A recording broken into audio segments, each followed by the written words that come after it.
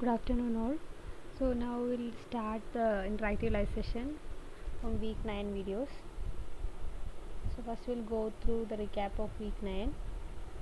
So in week 9 applications of SVD were discussed.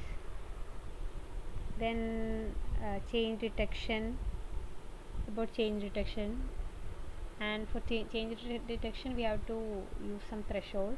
So how we can choose a threshold and different types of thresholding, what's the thresholding. Then we have global versus local thresholding. Then clustering, k-means clustering and ISO data clustering. So these were the topics in week 9. So compared to the previous portions, this is a simpler week.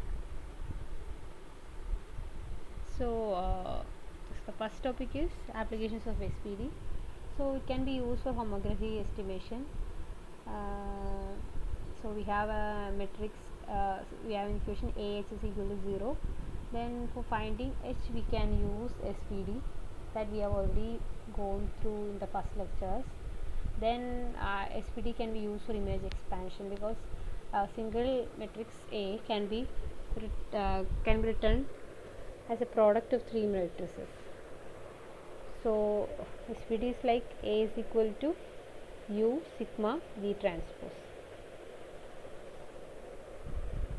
So we are actually decomposing a single matrix A into three matrices, where sigma contains the singular values of the matrix A, and it can be used for denoising. So that will be explained later in the later videos. Then SPD can be used for pseudo calculating pseudo inverse. So in the case of square matrices, if A is a square matrix, then we can say that it has an inverse A inverse, such that A inverse is equal to I.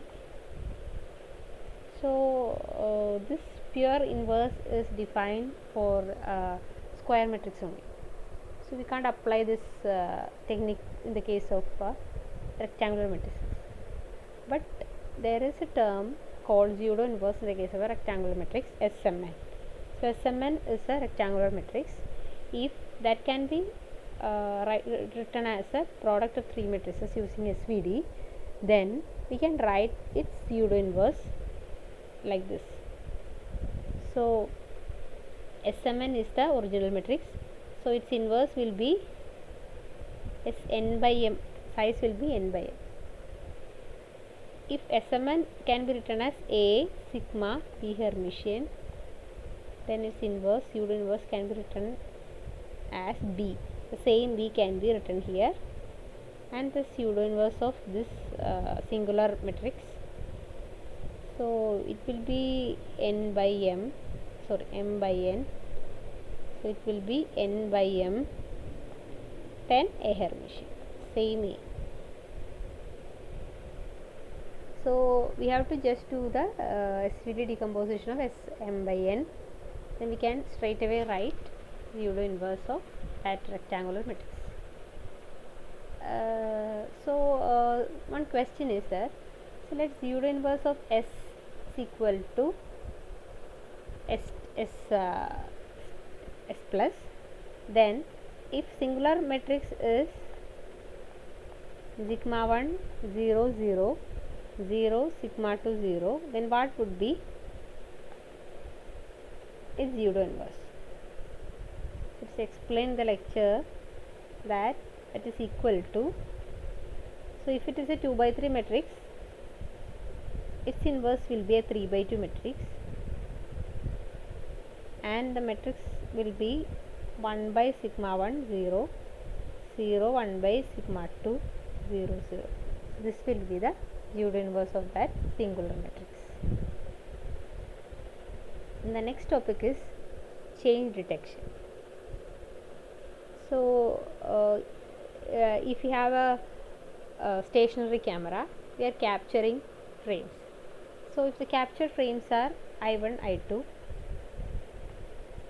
so these two frames will be having the background similar, but the objects in that frames will be different, right? So if we can just subtract I2 from I1, we'll get some value. So that will subtract the background fully, right? So we'll get only the moving objects. if we subtract I2 from I1. And if we subtract I2 from I1, we will get a number of points, number of other points, background points also. So in order to reduce the noise, we have to introduce some threshold. So just differencing will not give the exact moving portions of the image, but we have to apply a particular threshold also to remove the noise. So what type of threshold we have to apply? So what should be the threshold T? So we have to use thresholding scheme in many of the applications. So I'll go through the threshold, image thresholding next. So image thresholding is the process of converting grayscale image to a binary image such that a grayscale value L, if it is greater than a particular threshold, will set the output as 1, otherwise we'll set it as a 0. So we'll classify the image pixels into ones and zeros. So if we have a grayscale image here, we'll convert that to a binary thing. So if we have a flower like this, okay, here some gray color is there. So after thresholding, what should we get? The flower portion should be white and the other portion will be black. So such a threshold we have to take, and if you are applying that threshold, some of the pixel values less than the threshold will be fully black and the other will be fully white. So that is known as image thresholding. So you all know what is histogram and all. So histogram is what? Histogram is a plot between intensity and number of pixels with that particular intensity. So intensity is 0, so the value here is 0, right? We don't have any amplitude here. That means then in the particular image, the number of pixels with the intensity 0 is 0. No pixels are having intensity 0, black color. So that is what is meant by this point 0, this red point. And this point indicates what? Number of pixels with the intensity value 50 is 200. 200 pixels are having the value 50. Then we have 250 pixels are having the value 150. So that is what is meant by histogram. So from histogram we can find the threshold for thresholding if you have to binarize a particular image. Okay, so the thing is that if you have an image like this, the meaning of this histogram is like we have an image, 200 pixels are having value 50 intensity value, and another 250 pixels are having what value? 150. So in the image there are only two intensity values, 50 and 150. So we have to use some threshold such that the whole picture should be thresholded. The whole picture should become black and white only. So we have to use an intensity in between the two available intensities. So we have available intensities 50 and 150. So the intensity threshold should be between that. So the question 2 is, if you have an image histogram like this, what threshold will you use to binarize the image? So we have 200 pixels, 250 pixels, 50 and 150. So we have to go through all these values and you have to find out some useful threshold. Okay, so what should be the answer? So you have 50 and 150. So the threshold should be in between the intensity value. So threshold should be here. Okay, such that the lower colored pixel will be white and the lower color pixel will be black and the higher brighter color pixels will be white. So we can use what pixel? 225, 100, 200, 250. So the answer will be 100 because that is only answer between 50 and 150. So we can use a threshold 100. So if the image values are less than 100, that is all the pixels is value 50 will become black, and all the pixels with pixel value means grayscale value 150 will be white. So this is a normal thresholding method. So there are mainly two methods for thresholding: reconstruction based and discriminant based methods. So in this so sir discussed about discriminant based methods. So Otsu thresholding is a discriminant based method. So what is actually meant by Otsu thresholding? So in Otsu thresholding, it is a global thresholding technique. That is, for the whole image we will use only one threshold. Okay, for the whole image one threshold will be used. Then how can we find the threshold? That is a question. Okay, so in Otsu thresholding, we have to go through all the thresholds. Like if the image is a 255 intensity image, like it is an 8-bit image, so the image will have values from 0 to 0 represents black and 255 represent white color. So it will have an intensity from 0 to 255. So we have to go through all the thresholds. So first we have to take the threshold 1, and using the threshold we have to binarize the image. So it will be looking like this. Okay, so this is white and this is black. So you have two sets. So you have two classes, white class and black class. Then for each class you have to find out intensity, means mean of the intensities, like this. So here I varies from 0 to what threshold you have taken. Say if you have taken threshold equal to 1, then you have to take the pixel values with 0 intensity and 1 intensity only. Then you have to multiply with f of I. F of I is the number of pixels with the intensity I. So it is a y-axis in the histogram itself. Then n1 is the number of pixels in class 1. Then similarly you have mean of the class 2 also.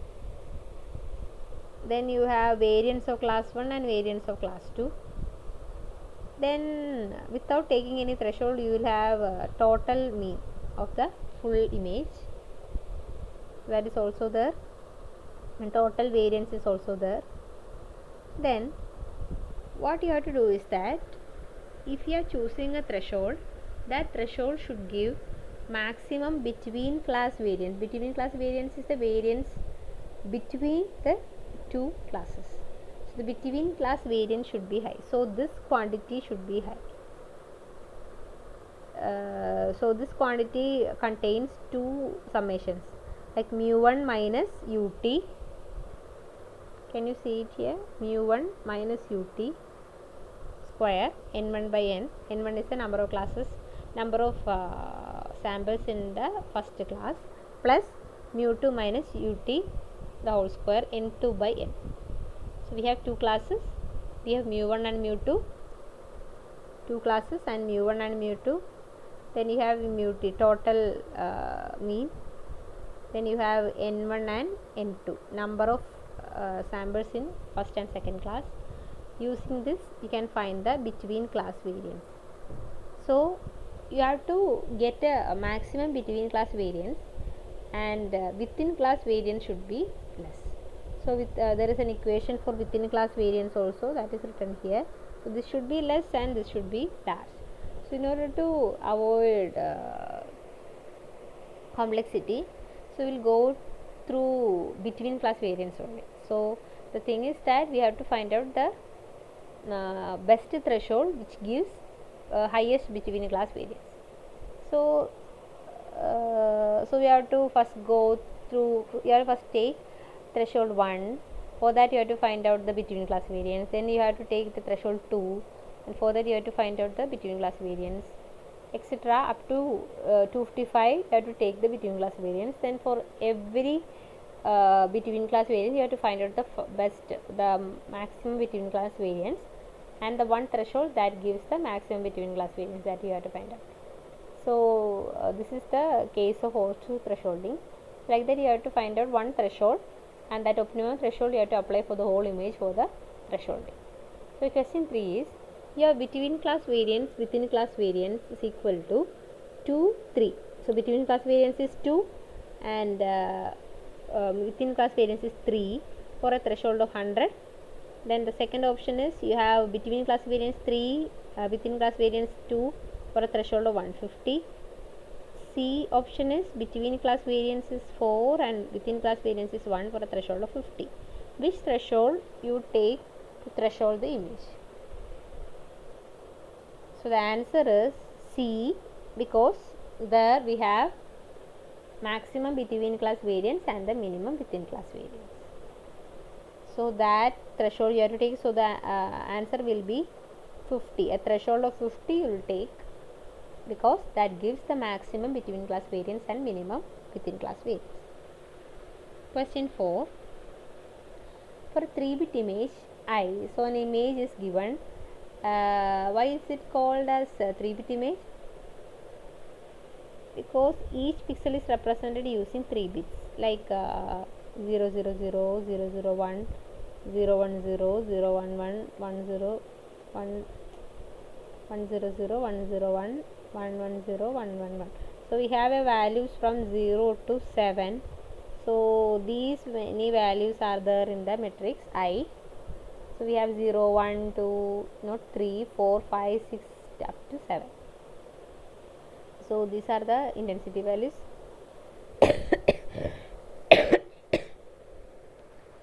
So between class variance for all possible thresholds are given in the table.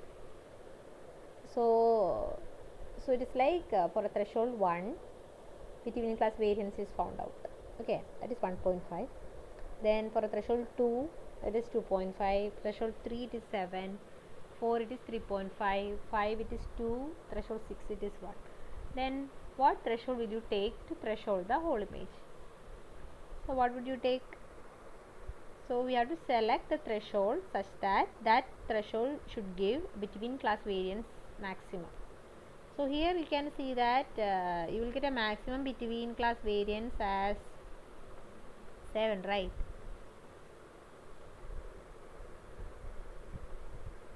Maximum between class variance is 7. For which threshold you are getting that 7? 3. Threshold 3. So you can take a threshold as 3 to binarize the image. So for threshold 3, what does that mean? So for every intensity is less than so you have to find out the binarized image after also threshold.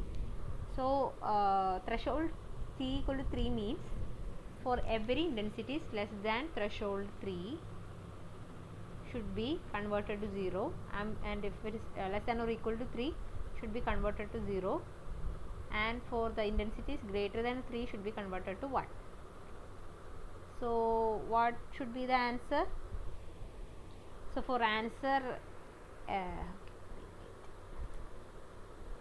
okay, so I we know 0, 1, 1, 2, 2, 5, 5, 4, 6, 7, 6, 2, 4, 6, 5, 0. So for t less than or equal to 3 we have to make it as 0. So 0 is less than or equal to 3, so 0. 1 is less than 3, 0, 0. 5 is greater than 3, 4 is greater than 3, 6 is greater than 3, 2 is greater than less than 3, 1, 1, 1, 0.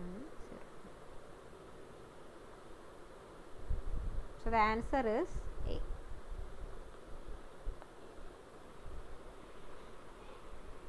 So if the question intensities means the question complexity is high, you will be given this image I. Then you have to find out the binarized image. That is a question. So no between class variance is given to you, then how will you find out this between class variance and threshold?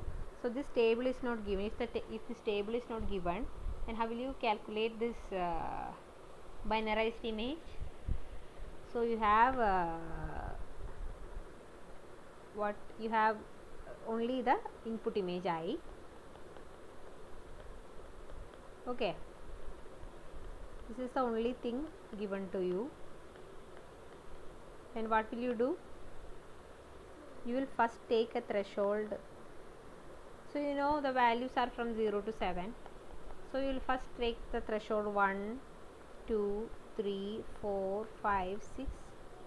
Then for that, for all these values, you have to find out binarized image I. So you will get two classes, class 1 and class 2. So you have to find out mean of that first class and second class. Then you know what is mu t. Mu t is mean of total mu. So what would be that value? Like in the previous slides it was given, no. Mu t, you know, I into f of I divided by n. So for every value you calculate. So mu t is a constant value. Then for every class you have mean values, mu 1 and mu 2. Okay. Then you need n1 and n2. n1 and n2 for every case. Okay. So by using this you can straight away find out this table, this between class variance for every threshold. So for a particular threshold you will find mu1, mu2, n1, n2. From that you can find out sigma b square. So what is the equation for sigma b square here? Sigma b square is equal to summation of mu j minus total mean square nj by n. So we have two classes, so j is equal to 1 to 2. So this equation you can straight away use to find out sigma b square for all the thresholds, and you will get this table, and from the table you can find the maximum sigma b square. The corresponding threshold can be used as a threshold. Okay, so this is also thresholding. This is how you are finding a global threshold. So global versus local thresholding. So local thresholding is done when a global threshold is not appropriate. So sir explained about this Chow-Kenekew local thresholding technique, so I am not going into detail. So question 5 is, if an image A is thresholded, this thing is thresholded, among B and C, what could be the output of a global thresholding? If you are using a global thresholding, so let us consider this image A. So some of the portions are already black, right, and some of the portions are brighter. So if you are using a single threshold for the whole image,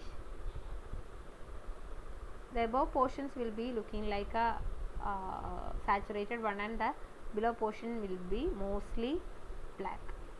So that is not our aim. So we need to use some local thresholding. So for we have to divide the image into smaller boxes, and this one box we have to find out a single threshold, and for the next block another threshold. This is known as local thresholding. So if an image A is thresholded, among B and C, what could be the output of a global thresholding? Global thresholding output will be like this. So you have to apply a local thresholding to get an output like this. See, so this is the local threshold output.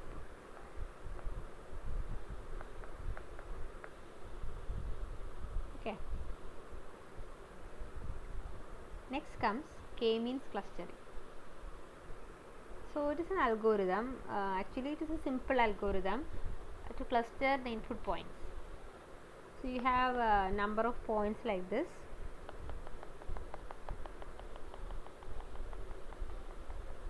You don't know its intensity.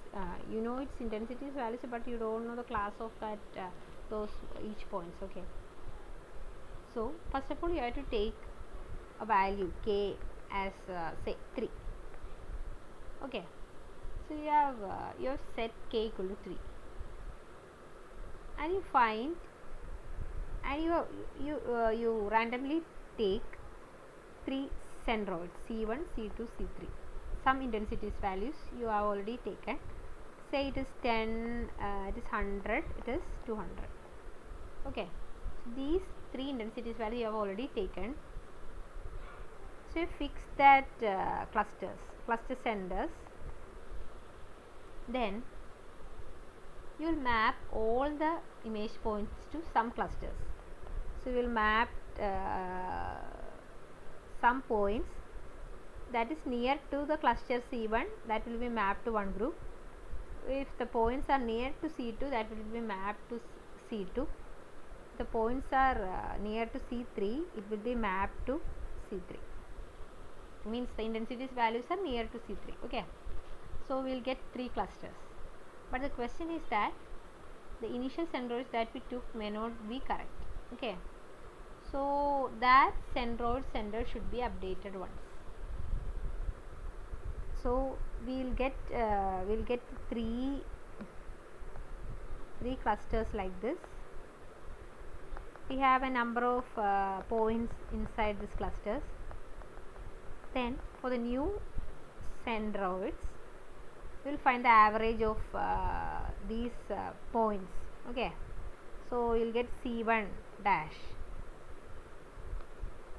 For this one you will get C2 dash. For this one you will get C3 dash. So you have 3 new cluster centroids again. So by using these 3 new cluster centroids, again you will take the whole pixel points and you will mark all the cluster points. So that may be different from the previous case. Okay, then you will cluster all the points again. Then again you will find new C1 double dash, C2 double dash, C3 double dash. Again you will cluster all the points to a new cluster centroids. So this process is continued until the cluster centroids are unchanged. Okay, so this is known as k-means clustering. So after so it all depends on the initial cluster centroids that you are taking, right? So C1, C2, C3 that you are taking, so it should be very good such that the clustering is good. So if you are taking 10, 100, 200, we will get some cluster at the output. If you are using any other cluster centroids at the start, you will get another cluster at the output. So in each step you have to find out an error, so which is the error of the centroid and all the points inside the centroid. So that error should be less. So first you will take cluster centroid C1, C2, C3 as a starting position, then you will do all the process. In all the process you have to find out the error. Okay, then in the first case error, so you keep the error aside. Then take, in the next case you take another cluster centroids as initialization. Then you do the whole processes. For that also find the error. So you need to find out which cluster centroid, which initial cluster centroid performs well. So for that you have to find out the error, the minimum error. Okay, that error will give the good cluster centroid. So you can go with that cluster centroid with the minimum error. Okay, that is what is meant by clustering. So for the clustering given below, whether we can assure that clustering is correct. Is there any problem faced by k-means clustering algorithm? So here some points are only given. We don't know how many clusters are there, or what are the relationship between different clusters, that you are not aware of. So can we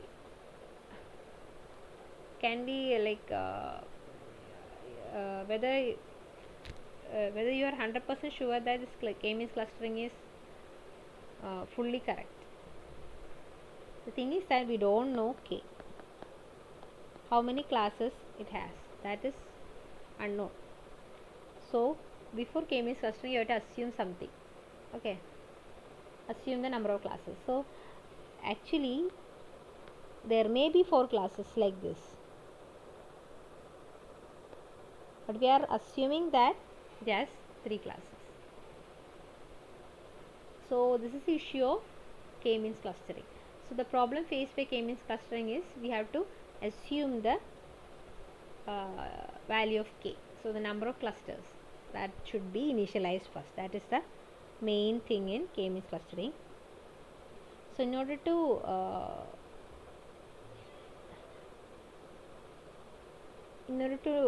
avoid this disadvantage of k-means clustering, that is we need an initial value of k, ISO data clustering can be used.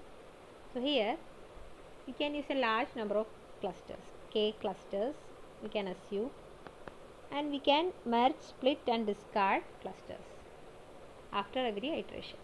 So in a particular iteration the data samples are grouped to k clusters, that k can be very high.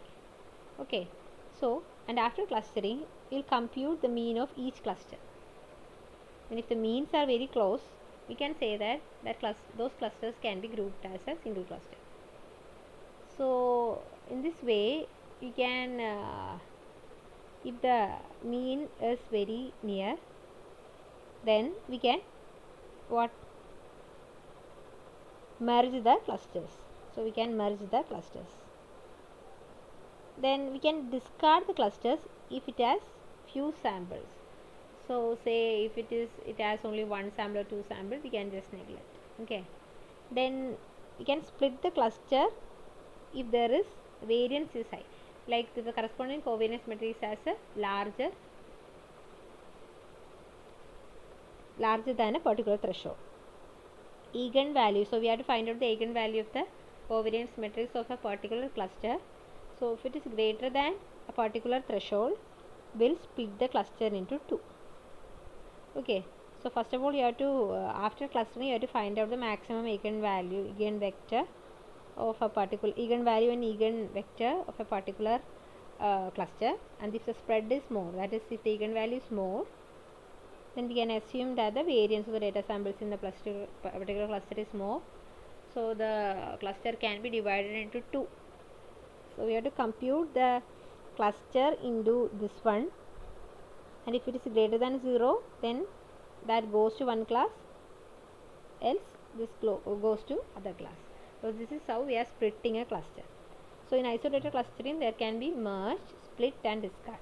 So for splitting we are using eigenvalues, then for discarding we are using the number of samples in a particular cluster. For merging we are using the mean of the cluster. Question 7 is, for an isolated clustering, if there are 4 clusters with mean 2, 6, 7 and 10, that's the threshold for mean. T is equal to, threshold is T is equal to 2. How many clusters will be there at the output of the isolated cluster? So 4 clusters with mean 2, 6, 7 and 10. So if the difference between so the mean should be the sum of the square or the mode of the mean should be less than or equal to the threshold. So first, so C1, C2, C3, C4 with mean 2, 6, 7, 10. So between these clusters the difference is 4, between this cluster difference is 1, between these clusters difference is 3, and the threshold is 2. So we can say that this cluster, this thing is less than 2. So we can actually merge these two clusters, C2 and C3. So at last we will get only 3 clusters, C1, C2 and C4. Okay, so there will be how many clusters? 3 clusters. Okay, it's a simple question. Then about lab assignment 9, so we have also thresholding. So we have an image given, grayscale image given, that may be like from 0 to 255. So you can use a for loop Inside that you are taking a threshold from 0 to 255. For all the threshold you have to find out mean of the two classes. So by using a threshold you have to split the image into two, class 1 and class 2. For class 1 you find the mu1, class 2 you find mu2, and you find n1 and n2, number of samples in n1 and n2. You find mu t, total variance, total mean. Then by using sigma b square equal to that equation, you know, right? Mu j minus mu t square nj by n.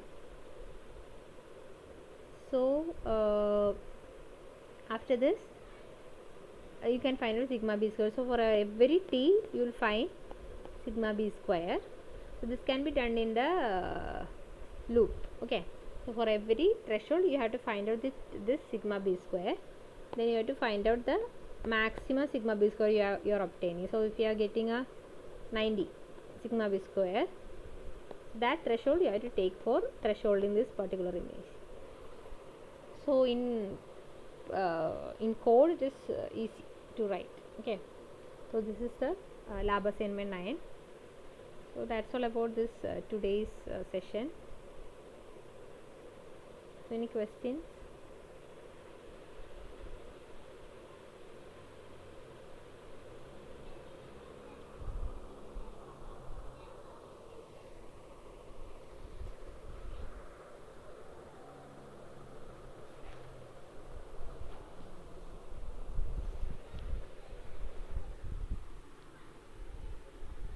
Okay, if there are no questions, we can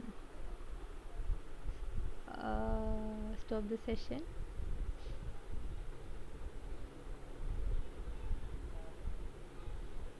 Okay, thank you.